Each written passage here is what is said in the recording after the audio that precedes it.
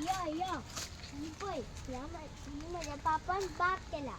ह्यो तारवटे मिरसांगांचे झाड, ह्यो माड रोयला, हे केळीचे झाड, हे आंब्याचे झाड आणि हे सुपारीचे झाड. मदीं हे सुंदरशे फुलांचे झाड आसा. हे आमकां खावपाक मिरसांगो रोयल्या. हे सोर सुपाचे झाड आणि एका धाकटे धाकटे पळपण आसतला.